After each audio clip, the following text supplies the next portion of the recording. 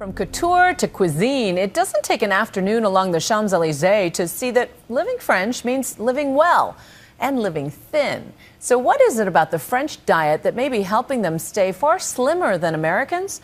And if you think they're cutting out wine and cheese, au contraire. For the French, even dieting is done in style. The French are relentlessly chic. Even their tourist attractions are chic.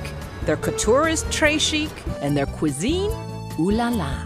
But despite their love affair with creamy cheese and fine wine and pastries, French women are still skinnier than Americans. Sad but true. French obesity rates have doubled in the past 15 years, but they're still 3 times lower than ours. And this new book, The Parisian Diet, reveals all the French secrets to staying slim. There's so many food possibilities now. Rachel Yohai is an American, eating like a Frenchman, but it wasn't always that way. I've done Nutrisystem, Slim Fast, Weight Watchers, Jenny Craig, Diet Center, MetaFast. But you successfully lost weight on those diets. Yeah, I mean, over the years, I've lost 20 pounds, put back 25, lost 30 pounds, put back 35. So what makes this diet different? Because the main thrust of this diet is enjoying your food and really paying attention.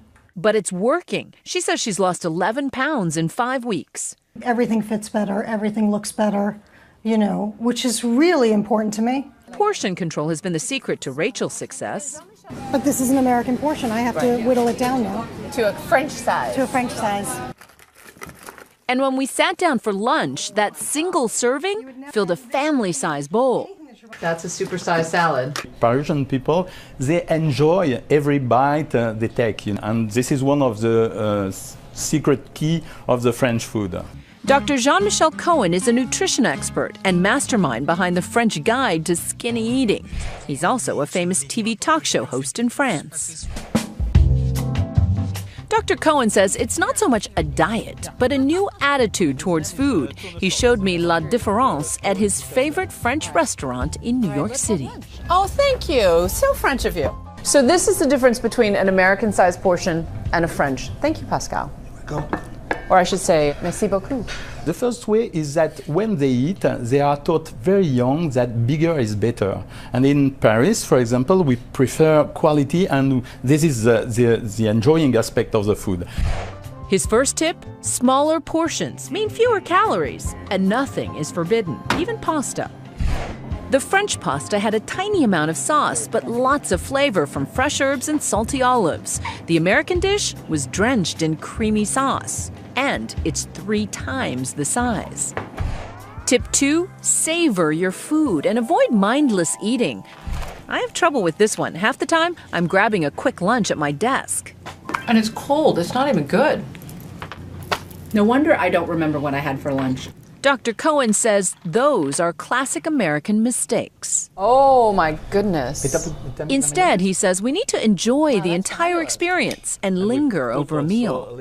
But you know that you need 10 minutes to realize if your hunger is cut or not. But when you're served with a plate like that, you cannot consider it because you have your plate and you need to clean your plate. His third tip, never deprive yourself. He says it's better to have a smaller portion of something flavorful rather than having a boring salad that gives you no pleasure at all. There's nothing more American than fast food, but Dr. Cohen says no food, no matter how rich, is ever totally forbidden. This seems like diet sacrilege, but you actually think a Big Mac is okay for a meal.